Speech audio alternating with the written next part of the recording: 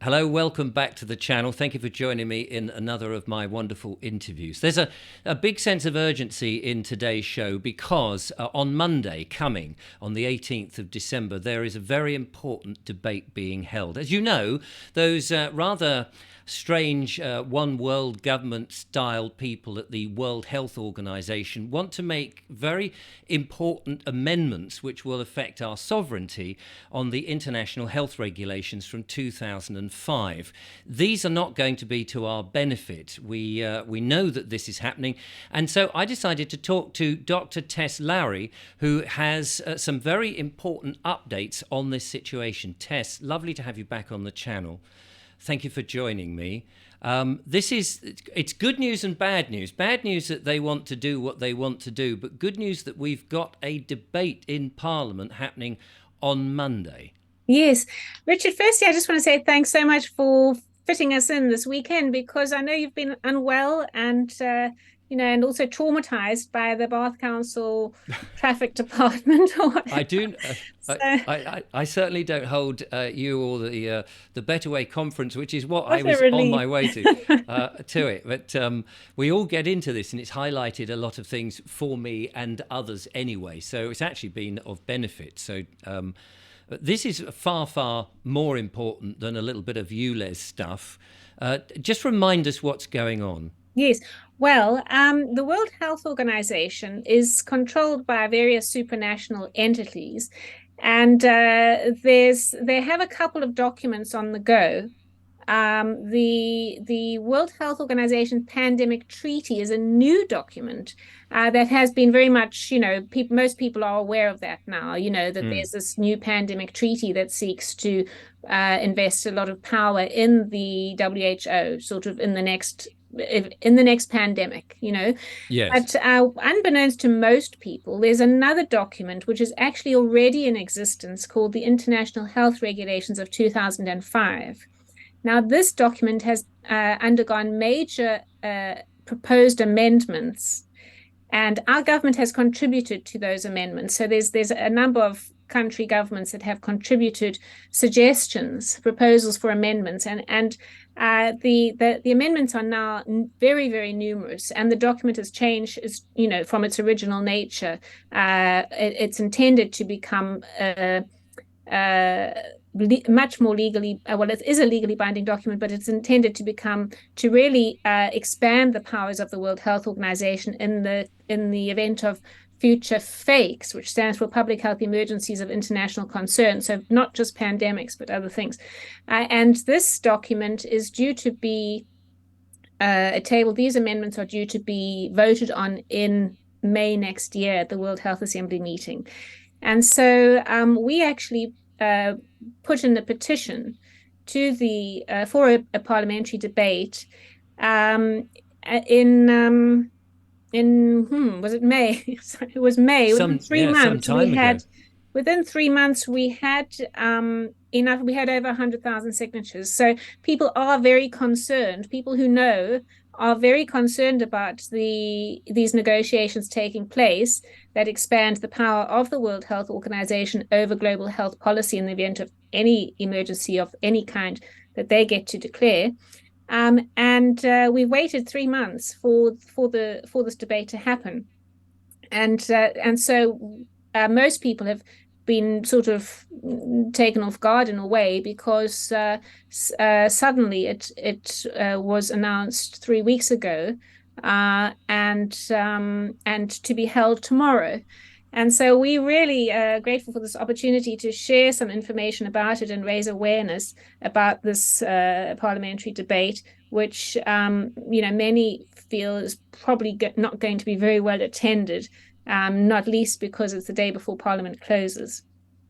So this debate, I mean, we know that Andrew Bridgen, of course, has been talking about this for some time, and other MPs are sort of very reluctant to get involved in it. Will it make any difference? I mean, will the MPs or anybody who attends have any power to push back against these amendments and say, actually, we don't want anything to do with the WHO? Thanks very much. I think one health organisation for the whole world, certainly for us, if we haven't asked for it, is not what we want. We'd like to make our own decisions. Well, I've been told that there are a number of MPs who are growingly concerned, aware and Oh, good. concerned. So I found this quite reassuring. And I'll tell you a rather strange story.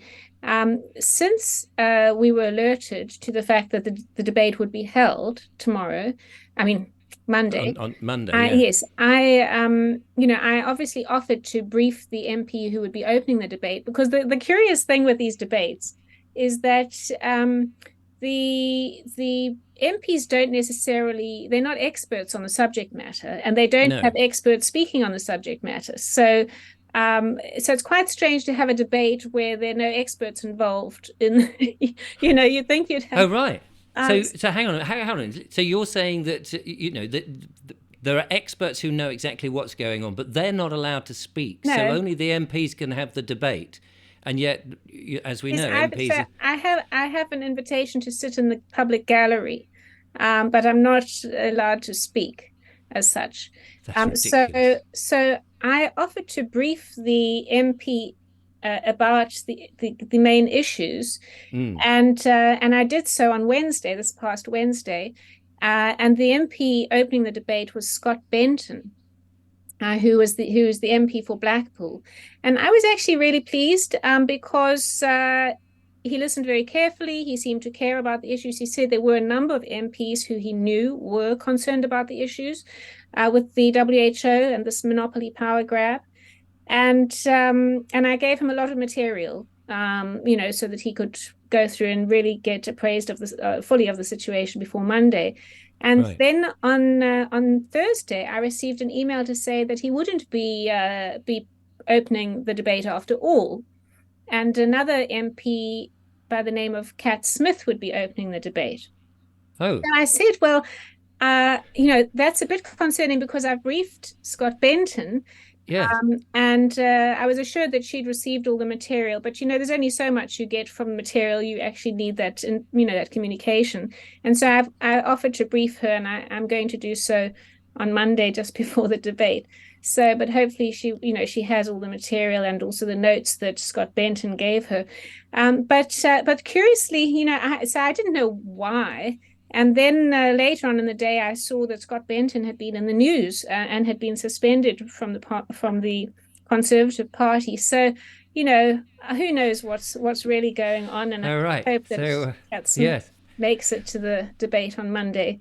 That does sound remarkable. I'm surprised that on such an important thing that you cannot have an expert at least give a statement, if nothing else. That is bonkers.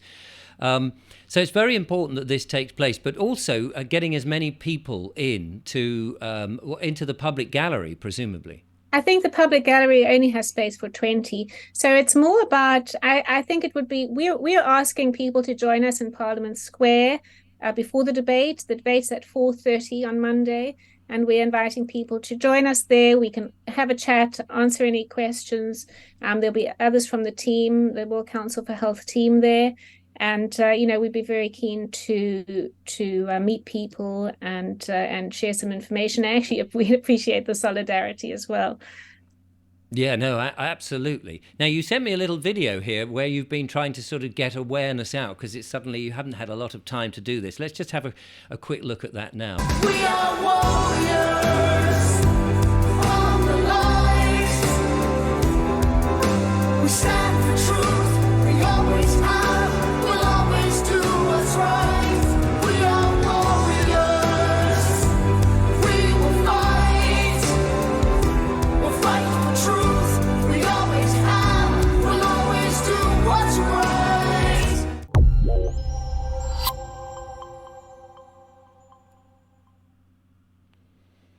Brilliant stuff. Did you have you had much reaction to it? Well, we put the banners up at Bristol, and the council, had us take them down within an hour. So, Oh, right. it didn't go exactly according to plan, but we have shared it on social media, and it has been viewed many, many thousands of times. And we invite people to share as well. That's something really we're very grateful to the public for doing on our behalf to get the Yes. word out. Absolutely, it is so important. Now I've got one of your. Here we go. Reject the WHO international Health regulations. health regulations amendments on the 18th of December. It's at 4:30, and if people can get down in Parliament Square, and you'll be obvious because you've got your presumably you'll have your colours, your pink colours, and your wonderful Apple logo there, so people can spot you and come and join you. A very peaceful gathering, I assume. Yes. Of course, yes, it's really about sharing information because, as I say, most people just don't know much about this, and it's all part and parcel of this concentration of power, expansion of power of the World Health Organization. So this is just a little diagram just to show you it's a two-track process to strengthening the World Health Organization. And remember, the World Health Organization only controls a quarter of its budget. Most of its money comes from voluntary contributions, and who pays the piper calls the tune. So, so this is why we've seen this absolute flurry of new interventions, those sorts that there's a whole range, 500 are planned before 2030. So it really seems to be influencing the direction of the WHO. So we have the pandemic treaty, which is the one on the A. It's a treaty, or it's also called the CA2 plus, or it's called an instrument or an accord. They keep changing the name of it, I think, just to keep people guessing. And then on the right, and that one it's intended to be legally binding, but it's not. That would need ratification in Parliament. It hasn't actually been finally drafted yet.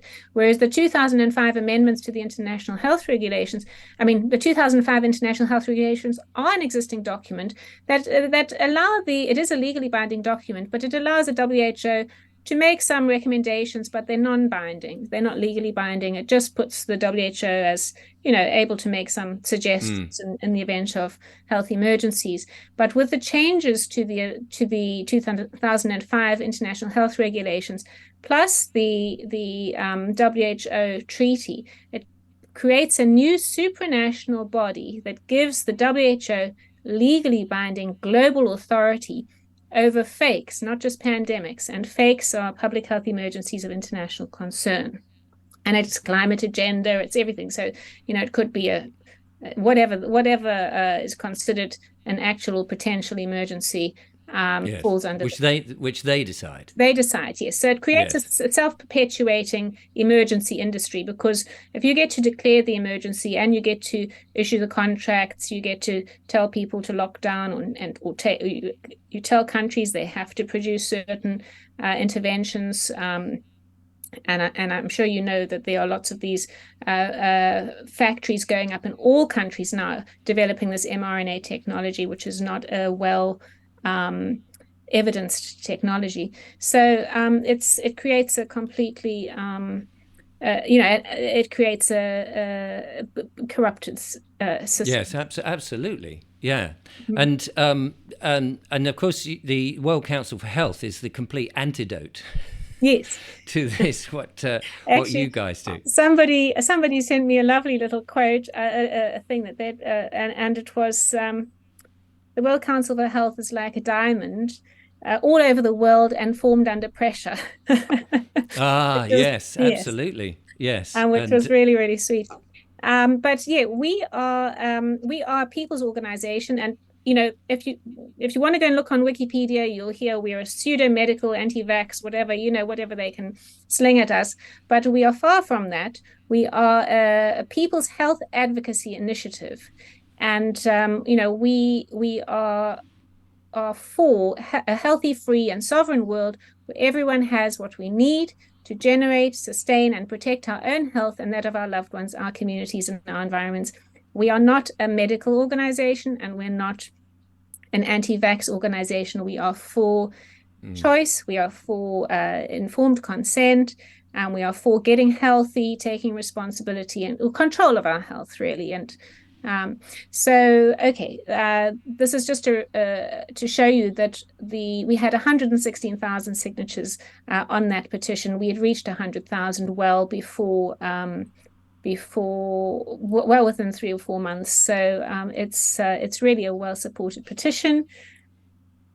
It really is, and so that's why it's so important to get in. And as you've got here, the MPs have received lots of a Yes. 45-page policy brief. Yes, we are funded by public donations. We have no conflicts of interest, and it was public donations that paid for these documents that were sent to all MPs. It was the policy brief, which is I'll tell you a little bit about. It's also a summary of that, plus a covering letter highlighting the key issues and signposting to exactly the issues, so that they don't have to read too much. And then also we sent them the copy of the WHO's document, the article by article proposed amendments, because we thought it doesn't sound like that anyone has even read these documents. And who, this is the problem, I think. There's the documents are dry and boring, so who would want to read them, until you find actually they've signed away. It's like those, I suppose it's like anything. Who reads any of these things that come on phones now and just say click this so you can keep using the app? So I think it's a similar scenario where it's too much effort to read, and so nobody reads it, and the next thing, sorry, we own you. Yeah, we did tell you, you just couldn't be asked to read the blooming thing. And it's like, well, yeah, you didn't make it very interesting, did you? Well, we did that on purpose. Sorry about that. Yes, yeah. Absolutely. Well, the key thing is to get as many people into the Parliamentary Square there, and also to support as much as we can, sort of on Twitter and on or X, whatever it's called these days, and on all social media, to let people know this is happening and talk about it as much as possible, and maybe send letters to the MP and say, did you attend? Did you attend? Yes. Did you go there? And if not, why not? And we want to show our support, and we've got to stop this. We are going to continue to campaign because, as I say, they're coming at the same problem. The same aim is to assert WHO authority over the whole world in terms of health policy and us as individuals. So they're coming at it from a whole lot of different angles, and we will keep raising awareness of this approach over the course of the next year. Ultimately, all countries should exit the WHO. It's a defunct organization. It's corrupted. There's it's really no benefit to the world anymore. However, our government is very much in favor of the WHO and is supporting this concentration of power and expansion of power in the WHO. Well, good luck on Monday, and fingers crossed that everything goes well. We'll, of course, get you back on the show to find out in the new year what's going on. Keep us abreast, please, Tess, because this is so important to people. They may find it a bit of a dry old subject. But actually, they won't when someone's marching down the street with a syringe saying, I'm afraid you've got to lie down and take this. They might think twice about it then. Yes, I think it's really super important that people realize that it actually does have implications for our own sovereignty. If we want to go on holiday, do we really want the WHO telling us we can't go unless we've had this intervention or that intervention? We have the digital certificate. There's the contact tracing. They want the itinerary, all of that. And if we have the Director General of the WHO declaring another fake, because there was a fake declared in 2022, I think you'll remember the monkeypox fake. Yes. Was a fake. So there were actually 2 emergencies declared in the last 4 years, the COVID one and the monkeypox one. And it's just one cannot have an individual in charge of, with that amount of power. It's not just one organization, it's an individual who is unelected and unaccountable to us, telling us what we can and cannot do. Absolutely. Tess, thank you for telling us. I'll get this out as soon as you can, and we will talk again. Meanwhile, good luck on Monday, and do join me again, ladies and gentlemen, for more monologues and interviews. But great to see Tess there. Thank you very much. And thanks very much. It's my pleasure. Till next time, thanks for watching. Bye for now.